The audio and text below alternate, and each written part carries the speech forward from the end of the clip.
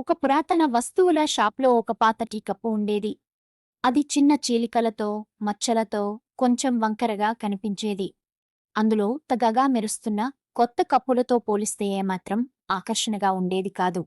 ఎవ్వరూ దాన్ని కొనేవారు కాదు. కాని ఆ టీ కప్పుకు ఒక రహస్యం ఉంది. అది మాట్లాడగలిగేది. ప్రతి రాత్రి దానిని ఎవరూ వినలేకపోయినప్పటికీ అది మెల్లగా చరిత్రలు చెప్పేది. రాజుల భోజనాలు, ప్రేమ కథలు, యుద్ధాల జ్ఞాపకాలు. అది కూర్చున్న ప్రతి టేబుల్కు ఒక్కో తీపి గాథ. ఇతర కప్పులు దాన్ని వెక్కిరించేవి. ఏమీ మిగలలేదు నీలో, పెద్దగా చెప్పుకోదగినదేమీ లేదు. ఒకరోజు ఒక చూపులేని వృద్ధ మహిళ ఆ షాప్కి వచ్చింది. ఆమె తన వేళ్లతో అన్ని కప్పులను పరిశీలించింది. చివరికి చీలిన పాత కప్పును ఎత్తింది. ఈ కప్పు జీవితం గడిపినట్లుగా అనిపిస్తోంది అని ఆమె ముసిముసిగా నవ్వింది. ఆ రాత్రి ఆ టీ కప్పు తన కథలు ఆమెకు మెల్లగా చెప్పింది. ఆమె ఆ కథలను వ్రాయడం ప్రారంభించింది.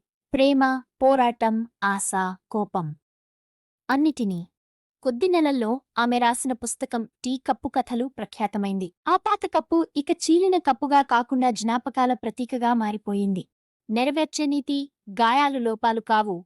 అవి మనం ఎలా బతికామో చెప్పే గుర్తులు. చూసినందుకు ధన్యవాదాలు. దయచేసి మరిన్ని వీడియోల కోసం లైక్ చేయండి, షేర్ చేయండి, సబ్స్క్రైబ్ చేయండి.